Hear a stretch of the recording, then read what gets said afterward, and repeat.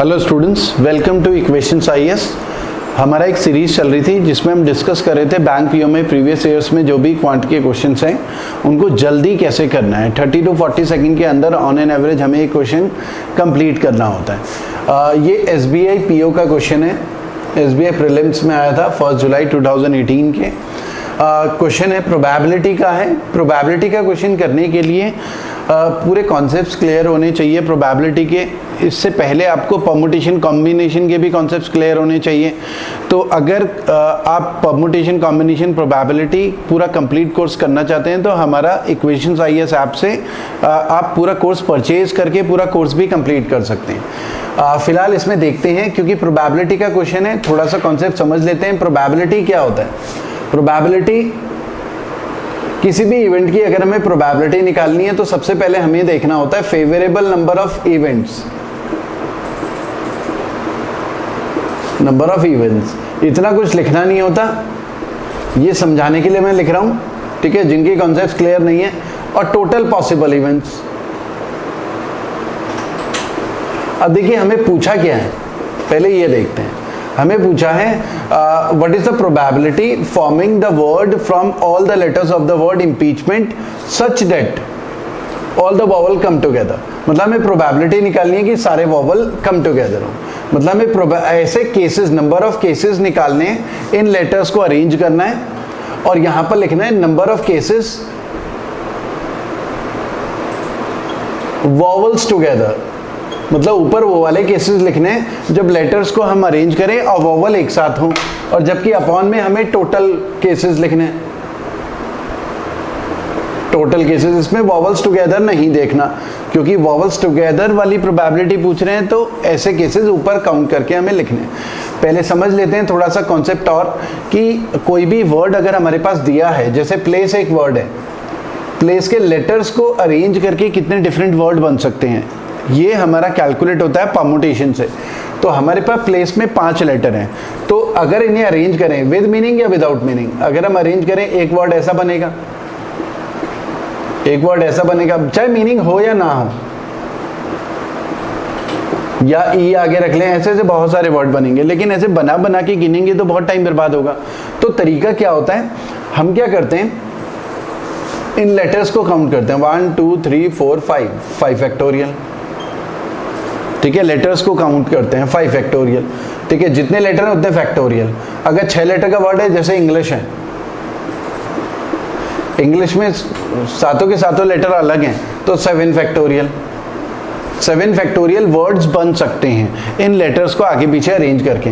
Place के letters को आगे पीछे अरेंज करके 5 फैक्टोरियल वर्ड्स बन सकते हैं। अब फैक्टोरियल का मतलब है उस नंबर से छोटा नंबर, छोटे सारे नंबर्स हमें मल्टीप्लाई करने हैं। 5 फैक्टोरियल का मतलब 5 4 3 2 1, सबको आपस में मल्टीप्लाई कर देना है। 5 4 3 2 1, तो 5 4 3 2 1, ये हो जाएगा 120।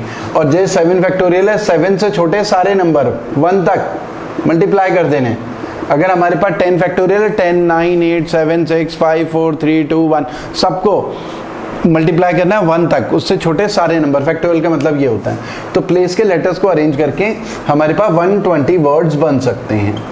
अब अगर हमें बोला जाए कि प्लेस में, क्योंकि यहाँ पर मैंने कोई कंडीशन नहीं रखी, लेकिन कंडीशन ये है कि प्लेस के लेटर्स को अरेंज करके कितने वर्ड बन सकते हैं, और एल और ए एक साथ हों। और एल और ए को अगर साथ में रखना है हमें, तो हम क्या करेंगे, एल ए को साथ में, अगर बाकी सबको भूल जाएं, जिनको साथ में रखना है उनको कितने तरीके से अरेंज कर सकते हैं, 2 फैक्टोरियल। बाकी सबको भूल जाओ, जिनको साथ में रखना है तो टाई कर देंगे, रस्सी से बांधे, तो एल ए ए एल, उनको भी 2 तरीके से अरेंज कर सकते हैं। फिर पूरे को देखना होता है, जिनको साथ में रखना है उनकी वजह से 2 फैक्टोरियल। फिर अब इसको एक ऑब्जेक्ट गिनेंगे, क्योंकि एल ए जहां भी जाएगा साथ में जाएगा, चाहे यहां जाए, चाहे यहां जाए, चाहे यहां पर जाए। तो हम इसे बोलेंगे 1 2 3 4, तो 4 ऑब्जेक्ट हो गए, तो 4 फैक्टोरियल। तो ये 4 फैक्टोरियल आया इन चारों की वजह से। इन दोनों को एक ही गिनना है, क्योंकि एल ए को साथ में ले जाना है, तो एक ही ऑब्जेक्ट मान के चलेंगे परमुटेशन में। तो 1 2 3 4 पूरे की वजह से 4 फैक्टोरियल, 2 फैक्टोरियल आया 2 की वजह से। और अगर मेरे पास ऐसा होता, इंग्लिश होता, इंग्लिश में बोलते कि 3 लेटर, ये 3 लेटर एक साथ, तो इन तीनों की वजह से 3 फैक्टोरियल इनटू फिर पूरे की वजह से, इस पूरे को हम बोलेंगे 1, इन तीनों को बोलेंगे 1, 1 2 3 4 5, अब पूरे की वजह से आएगा 5 फैक्टोरियल। तो इंग्लिश के लेटर्स को अरेंज करके 3 फैक्टोरियल इंटू 5 फैक्टोरियल वर्ड्स बन सकते हैं जिसमें NGL एक साथ हैं, ठीक है। तो ये एक आपको क्लैरिटी होनी चाहिए, ये केवल परमुटेशन का है, यहाँ पर हम केवल नंबर ऑफ वर्ड्स काउंट कर रहे हैं, तो ये तरीका है। अब हमारे पास जो क्वेश्चन है प्रोबेबिलिटी का है और हमें क्या करना है, परमुटेशन लगाना है। तो पहले हम क्या करेंगे, अगर आपको ये परमुटेशन कॉम्बिनेशन पूरा डिटेल में पढ़ना है, क्योंकि इसके काफ़ी सेशंस होते हैं, परमुटेशन कॉम्बिनेशन के डिफरेंट कंडीशंस होती हैं, तो हमारे इक्वेशंस IAS ऐप से आप क्वांट का कोर्स भी परचेज कर सकते हैं, बैंक PO SSC का भी, उसमें हमने पूरा डिटेल में डिस्कस करा है परमुटेशन कॉम्बिनेशन प्रोबेबिलिटी। अच्छा, अब इसमें हमारे पास देखिए सबसे पहले हमें क्या करना है, टोटल पॉसिबल केसेस। तो इम्पीचमेंट के लेटर को अरेंज करके कितने डिफरेंट वर्ड बन सकते हैं, 1 2 3 4 5 6 7, ये कितने हैं, 7 लेटर हैं, तो इक्वल टू 7 फैक्टोरियल, वो आ जाएगा अपॉन में total possible cases, total possible words बन सकते हैं 7 फैक्टोरियल बिना किसी कंडीशन के, क्योंकि प्रोबेबिलिटी में सबसे पहले टोटल पॉसिबल केसेस निकालते हैं। अब फेवरेबल नंबर ऑफ केसेस निकालने हैं, मतलब ऐसे केसेस की वॉवल साथ में हो, वॉवल साथ में मतलब I E A साथ में, और बाकी क्या रहा M P C H ये अलग, ठीक है। तो ये 3 वॉवल है, M P C H अलग, तो इन तीनों को साथ में रखना है, तो इन तीनों को टाई करेंगे, इन तीनों को साथ में रखने की वजह से 3 फैक्टोरियल, और फिर पूरे को इसको 1 गिनेंगे और इनको भी 1 गिनेंगे, 1 2 3 4, ये क्योंकि अलग अलग हो सकते हैं लेकिन ये 3 साथ में 4 5, तो पूरे की वजह से आया 5 फैक्टोरियल। देखो तीनों को साथ में रखने की वजह से 3 फैक्टोरियल, 5 फैक्टोरियल आया पूरे की वजह से, क्योंकि आप तीनों को एक ही गिनना है, क्योंकि तीनों को साथ में रखना है, तो ये आ जाएगा ऊपर 3 फैक्टोरियल इंटू 5 फैक्टोरियल। तो जिसके कॉन्सेप्ट्स क्लियर होंगे वो डायरेक्टली ये लिखेगा, ठीक है। ये सब तो मैंने आपको समझाने के लिए लिखा है। अब देखिए क्या करेंगे, हमारे पास आ गया 7 फैक्टोरियल को, क्योंकि ये 5 फैक्टोरियल है, 3 फैक्टोरियल 3 to 1 होता है, हमें ऐसा नहीं करना कि 3 फैक्टोरियल इंटू 5 फैक्टोरियल 15 फैक्टोरियल, वो गलत हो जाएगा। 3 फैक्टोरियल को अलग से सॉल्व करना होता है। 3 फैक्टोरियल हो गया 3 to 1, 3 to 1, 1 तक मल्टीप्लाई करने हैं ना सारे नंबर्स से जुड़े, 6। 5 फैक्टोरियल को एज इट इज रहने देंगे, क्योंकि 7 फैक्टोरियल अपॉन में 7 इंटू 6 इंटू आगे 5 4 3 to 1, इसको 5 फैक्टोरियल भी बोल सकते हैं। 7 फैक्टोरियल को ऐसे एक्सपेंड कर दिया, ये कैंसिल आउट हो गया, 6 से 6 कैंसिल हो गया, तो 1/7, ठीक है। तो ये एक क्लैरिटी आपको होनी चाहिए। तो ये फर्स्ट ऑप्शन हमारा आंसर है, बहुत जल्दी आंसर निकल सकता है। हाँ, नेक्स्ट क्वेश्चन में आते हैं। अब हमारे पास ये क्वेश्चन है अपस्ट्रीम और डाउनस्ट्रीम का। If a boat travels 29 kilometre upstream direction in 5 hours. अब देखिए अपस्ट्रीम डाउनस्ट्रीम में क्या होता है, ये पानी ऊपर से नीचे की तरफ बह रहा है, मान लो पानी बह रहा है 3 किलोमीटर पर आवर की स्पीड से।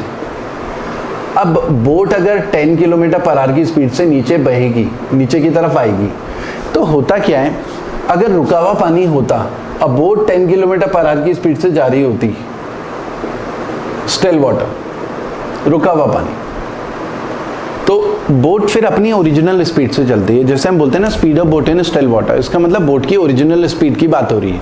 जब भी आप ये पढ़ें speed of boat in still water, तो बोट की ओरिजिनल स्पीड, क्योंकि पानी रुका हुआ है, बोट अपनी ओरिजिनल स्पीड से चलेगी। अब लेकिन अगर पानी बहने लग जाए तो होगा क्या, 1 घंटे में बोट तो 10 किलोमीटर चल रही है, लेकिन पानी भी उसी 1 घंटे में 3 किलोमीटर बोट को और नीचे पुश कर रहा है, तो रिजल्ट ये रहेगा 1 घंटे में 13 किलोमीटर, ठीक है। तो रिजल्ट ये रहेगा डाउनस्ट्रीम, इसे डाउनस्ट्रीम बोलते हैं, पानी ऊपर से नीचे बह रहा है और बोट भी डाउन जा रही है, ठीक है। तो रिजल्ट ये रहेगा, net result 13 kilometre per hour. तो अगर मैं बोट की स्पीड को x बोलूं और स्ट्रीम की स्पीड को y बोलूं, तो डाउनस्ट्रीम जो होगा, डाउनस्ट्रीम स्पीड होगी x प्लस वाई, मतलब ये बोट की स्पीड है, स्ट्रीम की स्पीड ऐड हो जाएगी, x प्लस वाई हो जाएगा। लेकिन अगर बोट ऊपर जा रही है वही 10 किलोमीटर पर आवर की स्पीड से, और पानी तो नीचे ही बहता है 3 किलोमीटर पर आवर, अब 1 घंटे में बोट तो 10 चलेगी, लेकिन पानी उसे 3 किलोमीटर नीचे पुश कर देगा, रिजल्ट रहेगा 7 किलोमीटर। तो मतलब बोट का रिजल्ट रहेगा 7 किलोमीटर पर आवर। 1 घंटे में बोट 7 ही किलोमीटर ऊपर चल पाएगी, क्योंकि वैसे तो 10 चल रही है, लेकिन 3 किलोमीटर पानी नीचे लेकर आ रहा है। अगर ये एक्स वाई है, तो रिजल्ट ये रहेगा अप स्ट्रीम। अप स्ट्रीम की स्पीड होती है रिजल्ट x माइनस वाई। वैसे ये बोट की स्पीड है, लेकिन ये जो पानी की स्पीड है ना, बोट की स्पीड को, नेट स्पीड को कम कर देता है, तो अप स्ट्रीम नेट स्पीड है। अब हमें ये क्वेश्चन देखना है, बिना पेन चलाए या बहुत कम पेन चला के आंसर निकाल सकते हैं। देखिए अप स्ट्रीम है, अब अगर बोट की स्पीड x है तो अप स्ट्रीम, और ये स्ट्रीम की स्पीड है, तो नेट स्पीड ये होती है अप स्ट्रीम की x माइनस वाई, है ना, अप स्ट्रीम। ये कॉन्सेप्ट क्लियर होने चाहिए।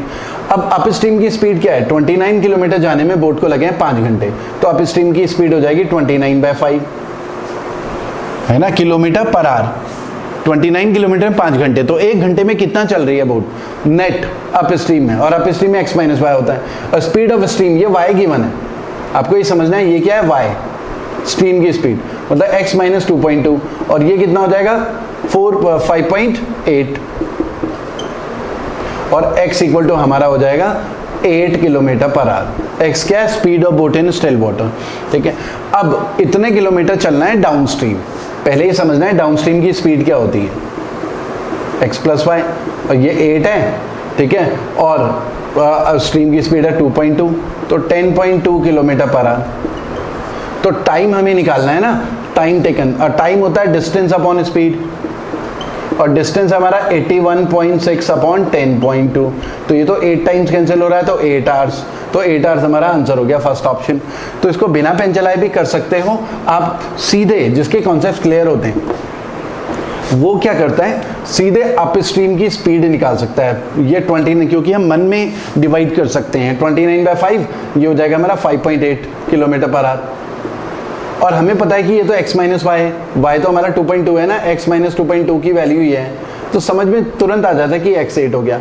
और डाउन स्ट्रीम की स्पीड कितनी हो जाएगी, बोट की स्पीड तो 8 हो गई, स्ट्रीम की स्पीड डाउन स्ट्रीम में दोनों ऐड हो जाता है 10.2 किलोमीटर पर आवर, और इतने किलोमीटर चलना है 10.2 किलोमीटर पर आवर के हिसाब से 8 घंटे, तो काफ़ी जल्दी आप आंसर निकाल सकते हैं, ठीक है। और जो स्पीड में करता है सिलेक्शन भी उसी का होता है, आपको दिमाग ज़्यादा चलाना है, पेन कम।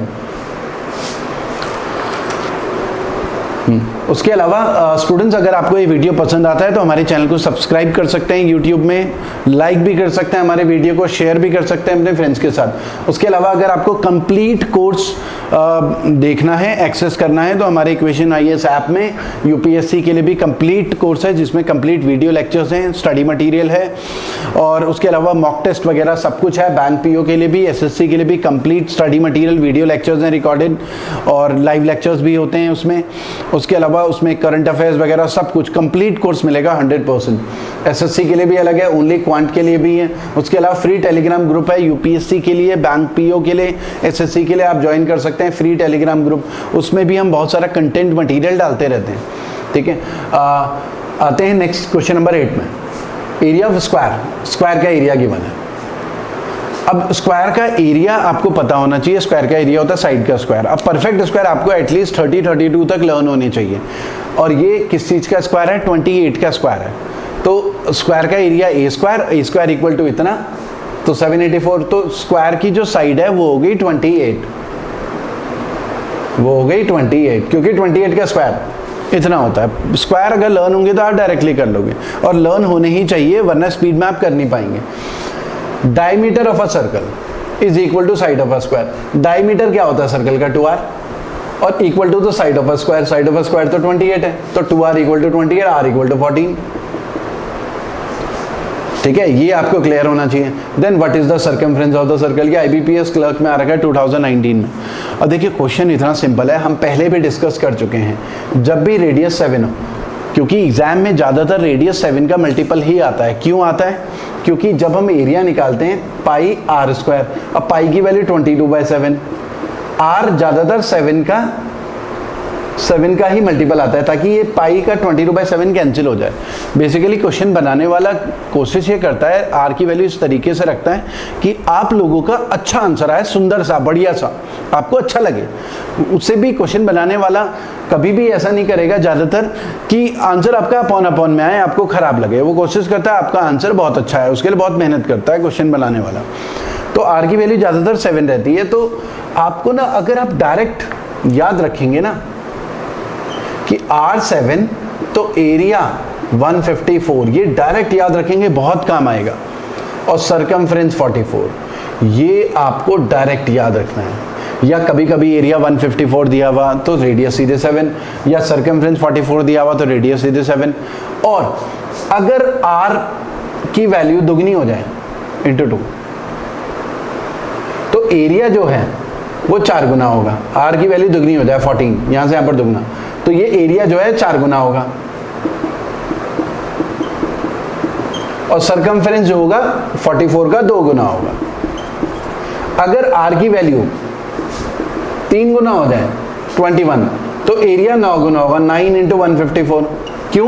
क्योंकि पाई r स्क्वायर है। r अगर दुगुना होगा तो 2 का भी स्क्वायर होगा, r अगर 3 गुना होगा तो 3 का स्क्वायर, 9 गुना हो जाएगा एरिया।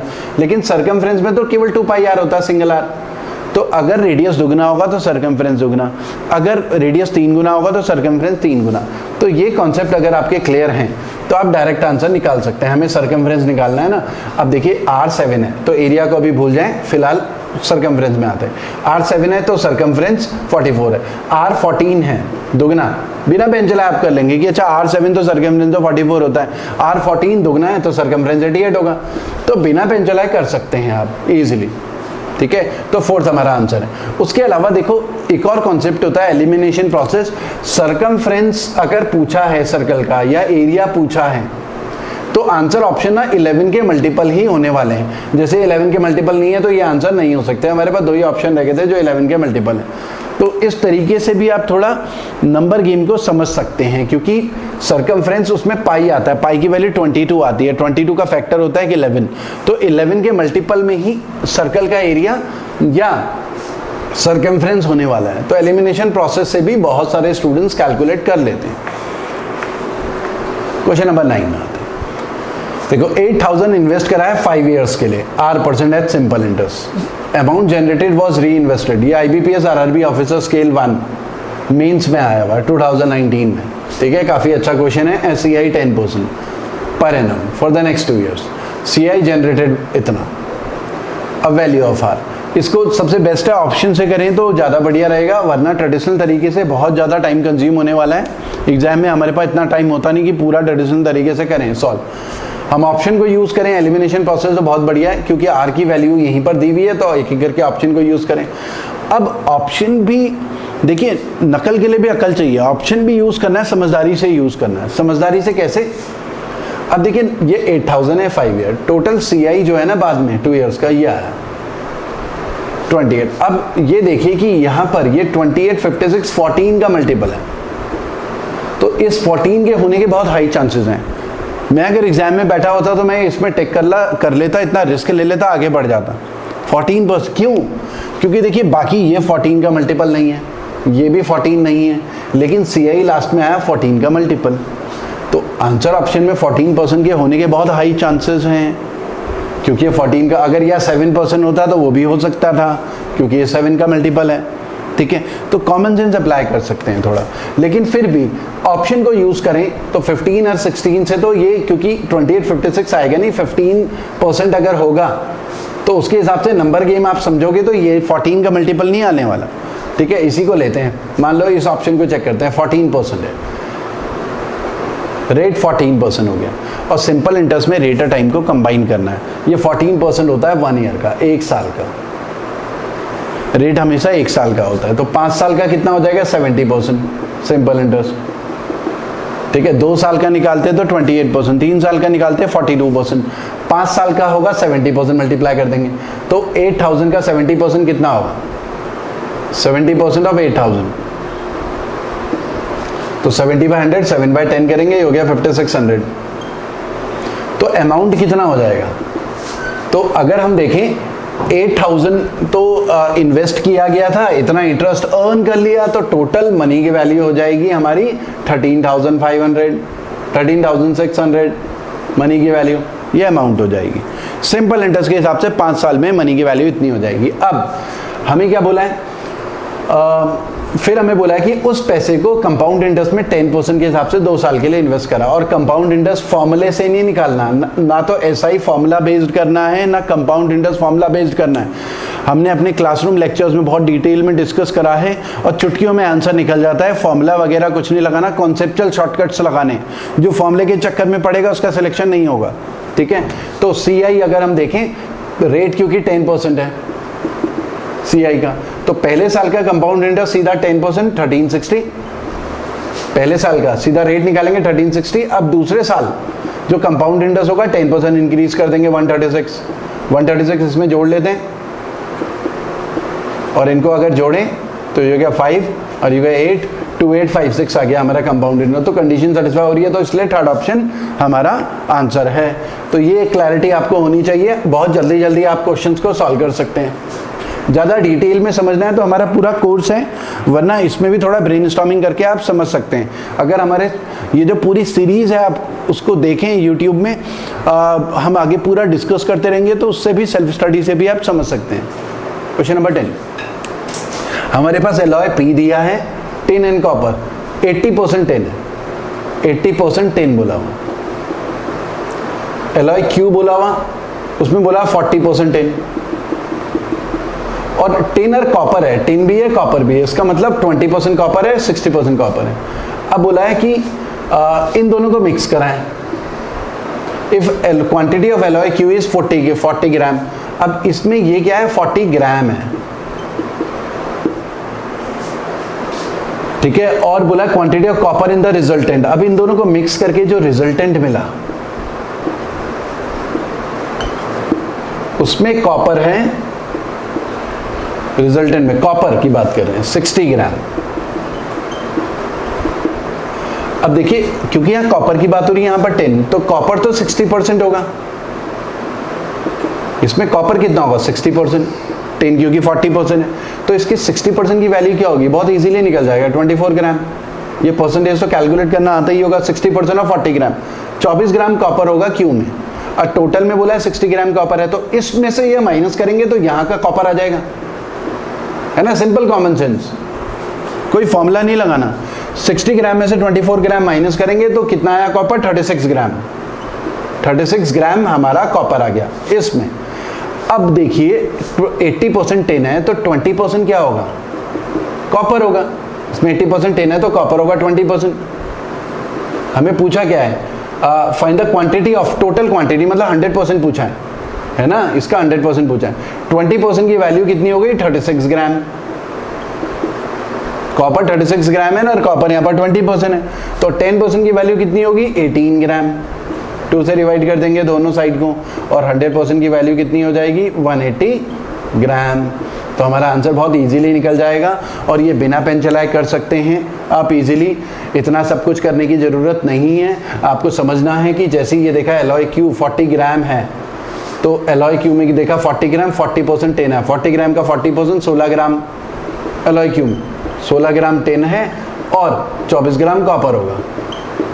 और टोटल में देखना था कि टोटल में अच्छा 60 ग्राम कॉपर है, टोटल में 60 ग्राम कॉपर, तो 60 में 24, तो एलॉय पी में जो कॉपर है 36 ग्राम होगा।